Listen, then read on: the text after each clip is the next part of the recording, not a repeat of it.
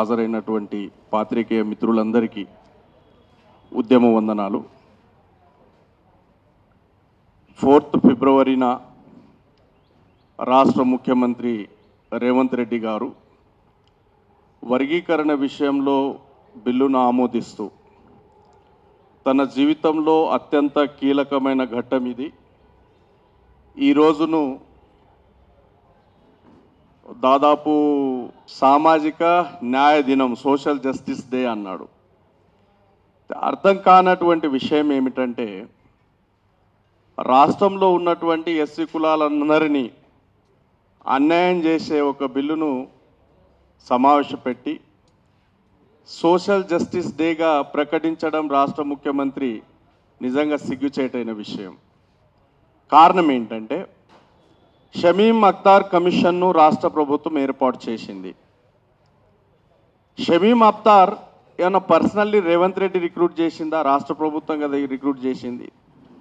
ఇప్పటి వరకు షమీం అఖ్తార్ కమిషన్ రిపోర్ట్ను బహిర్గతం చేయకుండా, ఏ ఎమ్మెల్యేలకు కూడా దాని ప్రతులు ఇవ్వకుండా, కేవలం ముఖ్యమంత్రి మాత్రమే ఆ షమీం అఖ్తార్ కమిషన్ రిపోర్ట్ మీద మేము ఈ విధంగా బిల్లును ఆమోదిస్తున్నాం, 2011 సెన్సెస్ను బేసిస్ చేసుకుంటున్నాం, సంఖ్యాపరంగా వీళ్ళ సంఖ్య ఇంత కాబట్టి వీళ్ళకి ఇంత ఇస్తున్నామని ప్రకటించడం నిజంగా అది సామాజిక న్యాయ దినం కాదు, సామాజిక న్యాయానికి బొందబెట్టే దినం అవుతుంది. ఎందుకంటే గత చరిత్రలో కమిషన్ల నియామకం జరిగినప్పుడు ప్రత్యక్షంగా మనం గమనించినట్లయితే రామచందర్ రాజు కమిషన్ను హైకోర్టు కొట్టేసింది. ఎందుకు కొట్టేసింది?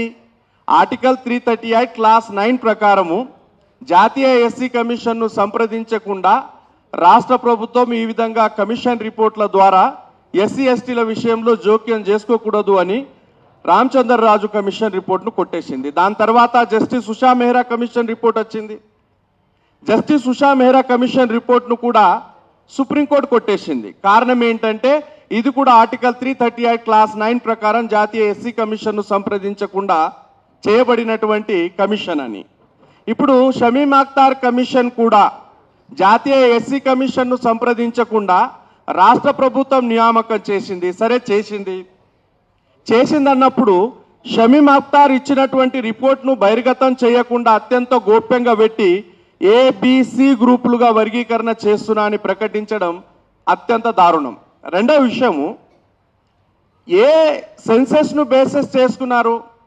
సుప్రీంకోర్టు జడ్జిమెంట్లో చాలా క్లియర్గా చీఫ్ జస్టిస్ చంద్రచూడ్ గారు ఎంపరికల్ డాటాను సైంటిఫిక్ బేసిస్ మీద నిరూపించిన తర్వాతనే, సామాజిక వెనుకబాటుతనాన్ని నిరూపించే డాటాను సేకరించిన తర్వాత మాత్రమే నిర్ణయం తీసుకోవాలి, ఈ సబ్ క్లాసిఫికేషన్ చేయాలి అని అన్నారు. కానీ ఆ మొత్తం జడ్జిమెంట్, సుప్రీంకోర్టు జడ్జిమెంట్లో జనాభా ఆధారంగా క్లాసిఫికేషన్ చేయమని ఎక్కడ చెప్పలేదు. మాలా, మాదిగా అనే కులాలను కూడా ఎక్కడ మెన్షన్ చేయలేదు. సుప్రీంకోర్టు మొత్తం ఇచ్చినటువంటి జడ్జిమెంట్ ఏదైతే ఉందో ఆ జడ్జిమెంట్ సామాజిక వెనుకబాటుతనాన్ని నిరూపించే సైంటిఫిక్ డాటాను సేకరించమంటే, ఏ సైంటిఫిక్ డాటా తీసుకున్నారు గౌరవనీయులు రేవంత్ రెడ్డి అంటే 2011 సెన్సెస్. ఉమ్మడి రాష్ట్రానికి సంబంధించినటువంటి సెన్సెస్ను రేవంత్ రెడ్డి గారు తీసుకున్నారంటే, వాస్తవానికి రేవంత్ రెడ్డి గారు గతంలో తెలంగాణ ద్రోహి. కారణం ఏంటంటే, అతను చంద్రబాబు నాయుడుతో ఉన్నాడు, తెలంగాణ ఉద్యమంతో లేడు. కాబట్టి అతనికి తెలంగాణ ఉద్యమం గురించి తెలియదు. దాని తర్వాత క్యాబినెట్లో ఉన్న ఉత్తమ్ కుమార్ రెడ్డి కావచ్చు, దామోదర్ రాజనరసింహ కావచ్చు, అదేవిధంగా డిప్యూటీ చీఫ్ మినిస్టర్ బట్టి విక్రమార్క కావచ్చు, వీళ్ళు తెలంగాణ ఉద్యమంలో ఎక్కడ కూడా కనబడరు. వీళ్ళు గౌరవనీయులు కిరణ్ కుమార్ రెడ్డి గ్రూప్తో ఉన్నారు. వీళ్లకు తెలంగాణ ఉద్యమం మీద అవగాహన లేదు. 2011లో వచ్చినటువంటి సెన్సెస్ ఏదైతే ఉందో, ఉమ్మడి ఆంధ్రప్రదేశ్కు సంబంధించినటువంటి సెన్సెస్, తెలంగాణ పోరాటం జరిగింది దేని మీద? విద్యా ఉపాధి నిధుల మీదనే కదా. అయితే ఆ విషయాన్ని పక్కన పెట్టి 2011 సెన్సెస్ను బేస్ చేసుకున్నారు. సరే, బేస్ చేసుకున్నటువంటి ఆ రిపోర్ట్లో మీరు సరైన డాటా ఏమైనా తీసుకున్నారా అంటే అక్కడ కూడా సరైన డాటా తీసుకోలేదు. అది మొత్తం తప్పుల తడకనే. మొత్తం తప్పుల తడక 2011 సెన్సెస్లో మొత్తం 10 జిల్లాల ఎస్సీ పాపులేషన్ 54,32,680. ఇప్పుడు ఇక్కడ ఆలోచించాల్సిన విషయం ఏమిటంటే రాష్ట్ర అసెంబ్లీలో బిల్లు ఆమోదించిన తర్వాత వర్గీకరణ వాదులకు మద్దతిచ్చినటువంటి సోకాల్డ్ సామాజిక న్యాయవాదులు, దాంట్లో ప్రత్యేకంగా ప్రొఫెసర్ విశ్వేశ్వరయ్య ఏమంటాడంటే మాదిగలు 90% ఉన్నారని రాష్ట్రంలో. ఎంఆర్పిఎస్ నాయకులు ఏమంటారంటే మాదిగలు 70 లక్షలు ఉన్నారు. ఇప్పుడు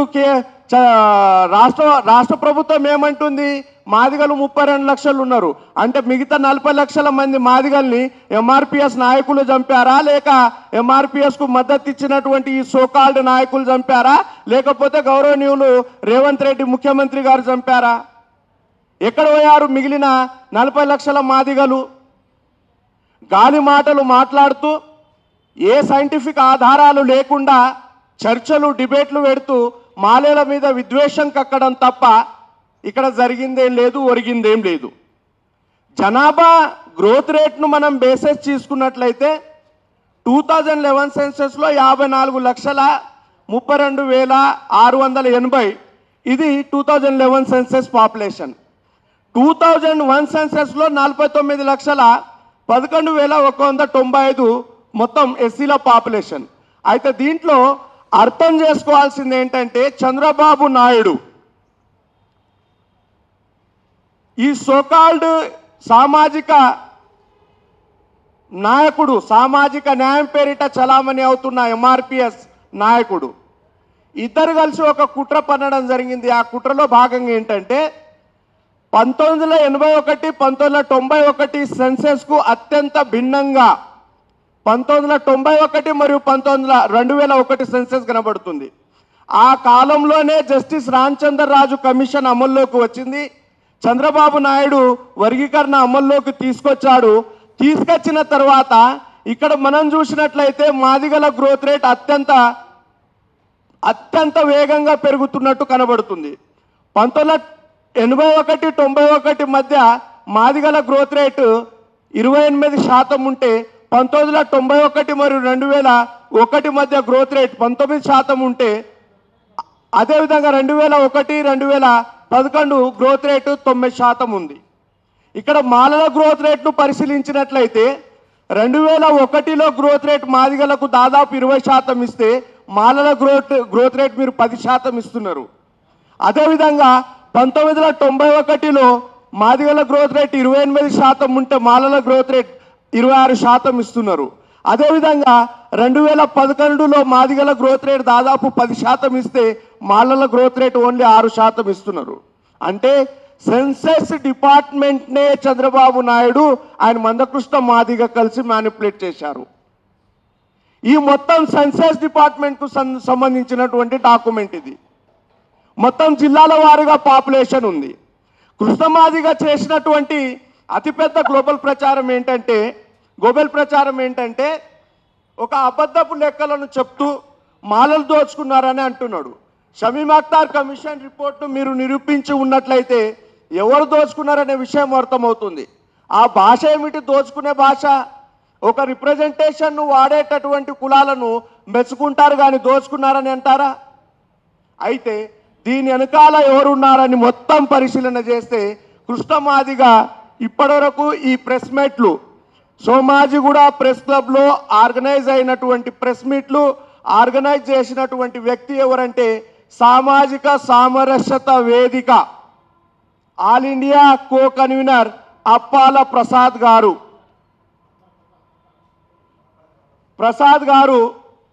ఈ మొత్తం ఎంఆర్పిఎస్తో వివిధ కుల సంఘాల నాయకులు అని చెప్పిండ్రు.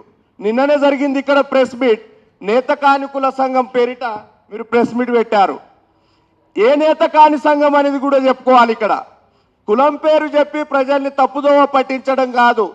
బీజేపీలో పనిచేస్తున్నటువంటి వెంకటేష్ నేత, ఈ వెంకటేష్ నేత పరిస్థితి మనం చూసినట్లయితే మొన్న మాలల మహాశివ గర్జన జరిగినప్పుడు మొత్తం నేత కాని పాపులేషన్ ఆ మీటింగ్ అటెండ్ అవుతుంది.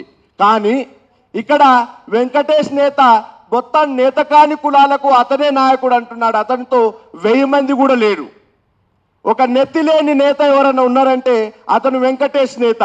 అతనికి కృష్ణమాదిగా న్యాయం చేస్తాడట. సరే, నేతకారులకు న్యాయం చేస్తే చేసుకో వెంకటేష్ నేత. నువ్వు ప్రెస్ మీట్లో కృష్ణమాదిగా ఏమంటాడంటే నేతకాని మహర్లకు న్యాయం చేస్తా అని. కృష్ణమాదిగా నువ్వు చరిత్రను మర్చిపోకు. గతంలో నువ్వు ఏ మహర్ల పేర్లైతే ఎత్తావో నీ వర్గీకరణకు మద్దతు ఇచ్చిందని బైన్సాలో చంద్రబాబు నాయుడు మీదనే దాడి చేసినటువంటి వర్గం మహర్ వర్గం. నువ్వు వాళ్ళకు ఆ న్యాయం చేసేది, నువ్వు వాళ్లకు న్యాయం చేసేది కాదు. ముందు నీది నీకు చూసుకో. నువ్వేమంటున్నావు? సి గ్రూప్లో నేతకాన్లు ఉన్నారు కాబట్టి మాలనే దోచుకుంటారు అంటే, ఇక్కడ బి గ్రూప్లో మొత్తం 32 లక్షల మంది పాపులేషన్లో ఉపకులాలు అని నువ్వు చెప్తున్నవే, నేను అనను. ఎందుకంటే దేనికి అది ఒక కులమే, కానీ ఉపకులం దేనికి కారాదు. మిగిలిన కులాలు ఏవైతే నీ గ్రూప్లో చేర్చబడ్డాయో వాటి సంఖ్య తక్కువ. అంటే మీరు మాదిగలందరూ ఆ కులాలకు సంబంధించిన అవకాశాలు దొబ్బితింటారనే కదా అర్థము. పైన అవకాశాలను మీరే దొబ్బితింటారని కదా అర్థము. ఇక్కడ మీరు నేతకాళ్ళే అవకాశాలు మాలలో దోచుకుంటారని మీరు ఇది చేస్తున్నారు. ఇక్కడ మీడియా మిత్రులు అదేవిధంగా తెలంగాణ ప్రజలు అర్థం చేసుకోవాల్సింది ఏంటంటే, కృష్ణమాదిగా ఇంకా ఆకలి చల్లారలేదు. కారణం ఏంటంటే అతను బీజేపీ ఎజెండాను స్థాపించాలి. ఆ బీజేపీ ఎజెండాను స్థాపించే క్రమంలో ఏమైంది, రేవంత్ రెడ్డి గారు నేనే చేస్తా అని అసెంబ్లీలో బిల్లును ఆమోదించిండు, తీర్మానం చేసిండు. సరే, అది గజెట్ రాలేదు, జీవో రాలేదు. వచ్చిన తర్వాత అదో లెక్క అనుకోండి. ఇమ్మీడియట్గా ఇప్పుడు ఏం చేయాలా?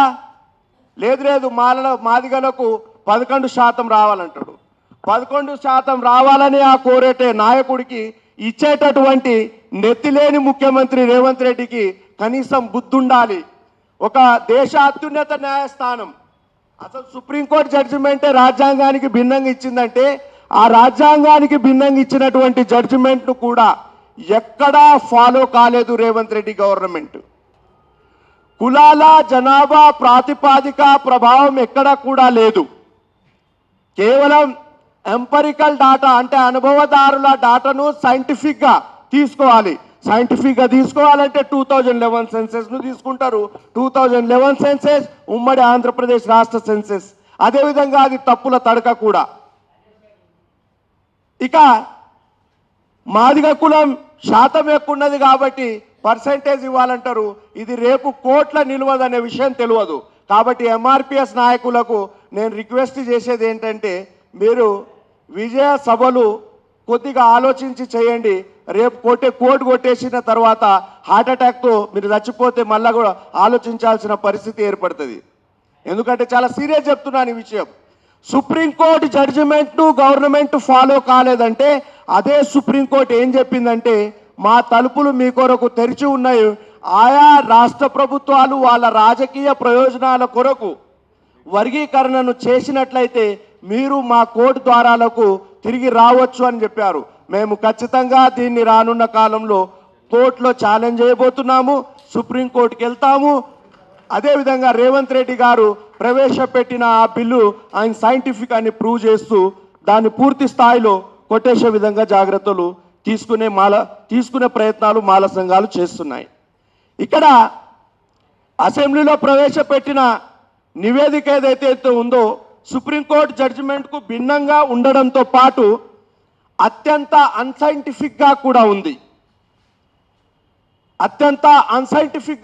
ఉంది. కాబట్టి రేపు ఇది కోర్టులో నిలబడదు. కాబట్టి నేను తెలంగాణ ప్రజానికానికి తెలియజేస్తున్నది ఏమిటంటే, కృష్ణమాదిగ ద్వారా ఆర్ఎస్ఎస్ బీజేపీ ఈ రాష్ట్రంలో కాంగ్రెస్ ప్రభుత్వానికి వ్యతిరేకంగా బీజేపీ ప్రభుత్వాన్ని తీసుకురావడానికి, బీజేపీ ఓటు బ్యాంకును పెంచడానికి వీళ్ళు అత్యంత బలమైన కుట్ర చేయడం జరుగుతుంది. రేవంత్ రెడ్డి గారు, మీరు ఏ విధమైన సైంటిఫిక్ డాటా సేకరించకుండా, అనుభవదారుల డాటా సేకరించకుండా మీరు ఏకపక్షంగా నిర్ణయం తీసుకుంటే రానున్న పంచాయతీరాజ్ ఎలక్షన్లో మాలల సత్తా ఏంటో మేము చూయిస్తాము. చూయించడమే కాదు, చలో ఢిల్లీ పిలుపునిస్తాము, మాకు ఈ రాష్ట్ర ముఖ్యమంత్రి వద్దు అని అక్కడ కూడా ధర్నా చేస్తాము. ఇంత అన్సైంటిఫిక్గా ఇంత బాధ్యత రాహిత్యంగా వ్యవహరించే ముఖ్యమంత్రి ఈ దేశ చరిత్రలోనే ఇప్పటివరకు కాలేదు. అరే సుప్రీంకోర్టులో ఆ జడ్జిమెంట్ బయటకు రాలేదు, మొట్టమొదట నేనే చేస్తా అంటాడు. ఆయన ముఖ్యమంత్రినా ఇంకేమన్నా? అడ్వకేట్ జనరల్తో చర్చ జరిపి, రాష్ట్ర అసెంబ్లీలో చర్చ జరిపి, మంత్రివర్గంలో చర్చ జరిపి నిర్ణయం తీసుకోవాలి. కానీ అక్కడ జడ్జిమెంట్ రాకంటే ముందే నేనే చేస్తా అని ఆయన ప్రకటన చేస్తాడు. సరే, చెవెళ్ళ డిక్లరేషన్ అంటున్నావు. చెవెళ్ళ డిక్లరేషన్లో నువ్వు ఎస్సీల జనాభా పెరుగుదల ప్రకారము వాళ్ళ రిజర్వేషన్ను 18% పెంచుతా అన్నావు. పెంచావా? పెంచలేదు. రిజర్వేషన్ను పెంచలేదు. కానీ ఆ రిజర్వేషన్ కులాల మీద చిచ్చు పెట్టడానికి కేవలం జనసంఖ్యను ప్రాతిపాదికగా తీసుకొని జడ్జిమెంట్కు వ్యతిరేకంగా ఎస్సీ కులాల మధ్య గొడవ సృష్టించావు. రేవంత్ రెడ్డి గారికి చేసేటటువంటి రిక్వెస్ట్ ఏమిటంటే, మీరు ఈ ఆలోచనను తిరిగి ఆలోచించండి, పునరాలోచన చేయండి. సుప్రీంకోర్టు చెప్పిన దాని ప్రకారం మేము మాలలు కూడా సామాజిక న్యాయం చేయడానికి మేము సిద్ధంగా ఉన్నాం. ఏం చేద్దామంటే, ఎంఆర్పిఎస్ నాయకులకు దమ్ముంటే, మీరు నిజంగానే సామాజిక న్యాయం కోరే వ్యక్తులైతే, వాళ్లకు మద్దతు ఇచ్చినటువంటి సోకాల్డ్ ఇంటలెక్చువల్స్కు నిజంగానే సామాజిక న్యాయం మీద గౌరవం ఉన్నట్లయితే రండి, న్యాయం చేద్దాం. Usha Mehra commission page number 54లో మాదిగలు మాలల కంటే ఎక్కువ లబ్ధి పొందారని చెప్పడంతో పాటు పేజ్ నంబర్ 101లో జనాభా కంటే కూడా మాల, మాదిగ మరియు ఆది ఆంధ్ర కులాలు ఎక్కువగా లబ్ధి పొందాయి, మిగతా కులాలకు రిజర్వేషన్ ఫలాలు దక్కలేదు అని జస్టిస్ ఉషా మెహ్రా కమిషన్ ఆ రోజు చెప్పింది. కాబట్టి justice Usha Mehra commission report ప్రకారము రండి, ఇప్పటి వరకు రిజర్వేషన్ ఫలాలకు నోచుకోలేనటువంటి ఎస్సీ కులాలకు మొదటి ప్రాధాన్యత ఇస్తూ 50% రిజర్వేషన్లు వాళ్లకు కేటాయిస్తూ మిగిలిన 50% రిజర్వేషన్లు అనుభవించినటువంటి మాలమాదిగలకు కేటాయిద్దాం. ఇది ఒరిజినల్ సామాజిక న్యాయం. దీని కొరకు మనమందరం కలిసి పోరాటం చేద్దాం. సామాజిక న్యాయం అంటే అన్ని కులాలది మాదిగలకు దోచిపెట్టడం కాదు. ఏ గ్రూప్లో ఉన్నది రోస్టర్ ప్లాన్ ప్రకారం దోచుకుంటాడు, ఏ గ్రూప్లో దోచుకుంటాడు. 9% అఫీషియల్, అన్అఫీషియల్గా మాదిగలకు వచ్చే రిజర్వేషన్ దాదాపు 11 నుండి 12% వస్తుంది. కృష్ణ మాదిగ సామాజిక న్యాయం ఏంటంటే అన్ని కులాలది మాదిగలకు దోచిపెట్టడమే ఆయన సామాజిక న్యాయం. సామాజిక న్యాయం చేద్దాం రండి. ఇప్పటివరకు రిజర్వేషన్ ఫలాలకు దూరంగా ఉన్నటువంటి కులాలకు 50% రిజర్వేషన్ను కేటాయిద్దాం. సుప్రీంకోర్టు జడ్జిమెంట్ కూడా అదే చెప్పింది. వెనుకబడినటువంటి వాళ్ళ డాటాను సైంటిఫిక్గా కలెక్ట్ చేసుకొని వాళ్లకు మొదటి ప్రాధాన్యతను ఇవ్వాలని చెప్పింది. ఈ 10 సంవత్సరాల పాలనలో, కేసీఆర్ గారి పాలనలో ఈ రాష్ట్రంలో అత్యధిక శాతం ఫలాలు పొందింది మాదిగలే. సుప్రీంకోర్టు జడ్జిమెంట్ ప్రకారము మాదిగలు డి గ్రూప్లో వెళ్తారు, చివరి గ్రూప్లో వెళ్తారు. కానీ వీళ్ళ బ్లాక్మెయిల్ రాజకీయాలకు, అదేవిధంగా రేవంత్ రెడ్డి గారి డిఎన్ఏ కాస్త చంద్రబాబు నాయుడు డిఎన్ఏ. అది ఈ చిచ్చు పెట్టింది 94లో చంద్రబాబు నాయుడు కదా. చంద్రబాబు నాయుడు డిఎన్ఏ కాబట్టి అతను ఏకపక్షంగా ఏ సైంటిఫిక్ ఎవిడెన్స్ కలెక్ట్ చేయకుండా కేవలం మాదిగల పక్షపాతం తీసుకోవడం జరిగింది. ఇదే ఒకవేళ రేవంత్ రెడ్డి గారు పునరాలోచన చేయకుండా బిల్లును ప్రవేశపెట్టినట్లయితే డెఫినెట్గా నువ్వు ముఖ్యమంత్రిగా ఎలా కొనసాగుతావో మేము కూడా చూస్తాం. ఢిల్లీనే నిర్బంధిస్తాం, ఢిల్లీలో ఉద్యమాలు చేస్తాం. అదేవిధంగా పంచాయతీరాజ్ ఎలక్షన్లో మాలల సంఖ్య లేదంటున్నారు కదా, మాలల సంఖ్య ఏందో నిరూపిస్తాం మేము. అతి త్వరలో ఈ బిల్లును ప్రవేశపెట్టి జీవో ఇచ్చిన తర్వాత 100% నేను మాల కులాలకు చెప్పేది ఒకటే, ఇప్పటివరకు మేము ఆ కమిషన్ రిపోర్ట్ కాపీ మా చేతికి వచ్చినట్లయితే కార్యాచరణ ప్రకటిద్దామని ఆలోచిస్తున్నాం. కానీ వర్గీకరణ వాదులు రెచ్చగొట్టే తత్వాన్ని ఖండించడానికి ఈరోజు ప్రెస్ మీట్ పెట్టాల్సిన పరిస్థితి ఏర్పడింది.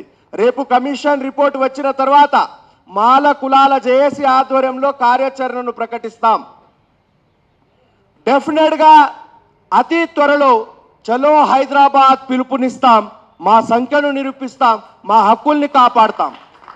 ఖచ్చితంగా రేవంత్ రెడ్డి ప్రభుత్వానికి మేము హెచ్చరిస్తున్నాం. అదేవిధంగా వర్గీకరణవాదులకు కూడా హెచ్చరిస్తున్నాం. మీరు సామాజిక వాదం పేరిట మిగతా కులాలను దోపిడీ చేసుకొని మీ కులాలను దోచిపెట్టే ఏదైతే ఆలోచన ఉందో మానుకోండి. మానల మీద నోరు పారేసుకునేటప్పుడు కొద్దిగా జాగ్రత్త. నోరు పారేయడం మాకు కూడా వస్తుంది. కృష్ణమాదిగా నీ వాపును బలుపు అనుకోకు, నీది వాపు మాత్రమే. నేనంటున్నా ఈ ప్రెస్ మీట్ ద్వారా ఛాలెంజ్ చేసి, ఇది సుప్రీంకోర్టు జడ్జిమెంట్, 7గురు ధర్మాసనం ఇచ్చిన తీర్పు. మోడీ ప్రభుత్వం శాశ్వతమైనది కాదు. రేపు మోడీ ప్రభుత్వం దిగిపోయిన వెంటనే 9 మంది జడ్జిల బెంచ్తో కూర్చోబెట్టి ఈ జడ్జిమెంట్ను క్వాష్ చేపిస్తాం. నువ్వు బ్రతికి ఉన్నప్పుడే నీ కళను భూస్థాపితం చేస్తాం, ఖచ్చితంగా చేస్తాం. ఇది సుప్రీంకోర్టులో నిలబడదు. కారణం ఏంటంటే ఇది రాజ్యాంగానికి చట్టానికి లోబడిన జడ్జిమెంట్ కాదు. కాబట్టి మిత్రులు అర్థం చేసుకోవాల్సింది ఏంటంటే రాజ్యాంగం వేరు, చట్టం వేరు. కృష్ణమాదిగా చేస్తున్న అబద్ధపు ప్రచారాలు వేరు. రేవంత్ రెడ్డి అసెంబ్లీలో బిల్లు ప్రవేశపెట్టినటువంటి తీరు వేరు. వీటన్నిటినీ అర్థం చేసుకొని అసలు ఈ రాష్ట్రంలో అత్యధికంగా 10 సంవత్సరాల్లో దోచుకున్న కులం ఏదైనా ఉన్నదంటే అది మాదిగ కులమే. దాన్ని దాచిపెట్టడానికే గౌరవ ముఖ్యమంత్రి గారు కమిషన్ రిపోర్ట్ను ఈరోజు వరకు బయటపెట్టలేదు. రేవంత్ రెడ్డి గారు ఈ ప్రెస్ మీట్ ద్వారా అడుగుతున్నా, షమీమ్ అఖ్తర్ ఏమన్నా మీకు లవ్ లెటర్ ఇచ్చిండా దాచిపెట్టడానికి? అది కమిషన్ రిపోర్ట్ కదా. ప్రజలకు బహిర్గతం చేయాలి, మీడియాకు బహిర్గతం చేయాలి. అక్కడ వచ్చినటువంటి ఎమ్మెల్యే చేతిలో కాపీలు ఇవ్వాలి. అవన్నీ ఇవ్వకుండా ఉత్తమ్ కుమార్ రెడ్డి చేతులు ఉంటుంది. అదేవిధంగా మన దామోదర్ రాజనరసింహ చేతులు ఉంటుంది, ముఖ్యమంత్రి చేతులు ఉంటుంది. అదేమన్నా లవ్ లెటరా? ఒక కమిషన్ రిపోర్ట్. ఆ కమిషన్ రిపోర్ట్ ప్రజలకు బహిర్గతం చేయాలా, ప్రజలకు బహిర్గతం చేసి దాని మీద చర్చ పెట్టాలా, సుప్రీంకోర్టు ఇచ్చినటువంటి జడ్జిమెంట్ను ఫాలో అయిందా లేదా చూడాలా. ఆ కమిషన్ రిపోర్టే మొత్తం తప్పుల తడక. కాబట్టి రేవంత్ రెడ్డి దాచిపెడుతున్నాడు. రేవంత్ రెడ్డి గారు ఒక్కటి గుర్తుపెట్టుకోండి, మీ చంద్రబాబు నాయుడు డిఎన్ఏ మాకు అర్థమైనదే, మీ ద్రోహపు బుద్ధి కూడా మాకు అర్థమైనదే. ఖచ్చితంగా పంచాయతీరాజ్ ఎలక్షన్లో మీకు బుద్ధి చెప్తాం. అతి త్వరలో మేము చలో హైదరాబాద్ పిలుపునిస్తాము. మాల ప్రజలకు ఈ ప్రెస్ మీట్ ద్వారా నేను విన్నవిస్తున్నది ఏమిటంటే, కమిషన్ రిపోర్ట్ వచ్చే వరకు మేము కార్యాచరణను ప్రకటించాం. మీరు ఎక్కడ కూడా అధైర్యపడకూడదు. 100% కోర్టు మన పక్షమే ఉంటుంది. కృష్ణమాదిగ అంటాడు నిన్నటి ప్రెస్ మీట్లో, బీజేపీని తిట్టారు, కాంగ్రెస్ని తిట్టారు, ఇప్పుడు కాంగ్రెసే వర్గీకరణ చేసింది, ఇప్పుడు ఏడవోతారని నేను చెప్తాను. అయితే మాలలు ఇప్పుడు ఎవరితో ఉన్నారంటున్నాడు కృష్ణమాదిగా. నీకు అవసరమేమో, నీకు ఆత్మగౌరవం లేదు, నీది అడకతునే ఉద్యమాలు కాబట్టి ఒకసారి వెంకయ్య నాయుడు కాళ్ళ మీద పడతావు, ఒకసారి ఇంకోళ్ళ కాళ్ళ మీద పడతావు. నువ్వు ఏమన్నా చేస్తావు, నీది అడక తినే ఉద్యమం కాబట్టి నీకు ఆత్మగౌరవం లేదు కాబట్టి నువ్వు ఎంతకైనా దిగజారుతావు. మేము మాలలం ఏ పార్టీ పక్షాన నిలబడాల్సిన అవసరం లేదు. మాతో బాబాసాహెబ్ అంబేద్కర్ ఉన్నాడు, మాతో భారత రాజ్యాంగం ఉన్నది. భారత రాజ్యాంగ చట్టాలకు లోబడి మేము ఉద్యమాలు చేస్తాం. మాకు వ్యతిరేకంగా ఉన్నటువంటి ఈ రాష్ట్ర అసెంబ్లీలో ప్రవేశపెట్టిన బిల్లును మేము కోర్టులో ఛాలెంజ్ చేయబడిపోతున్నాం. అదేవిధంగా గవర్నమెంట్ వ్యతిరేకంగా మేము నిరసనలు అతి త్వరలో తెలియజేయబోతున్నాం. Thank you very much.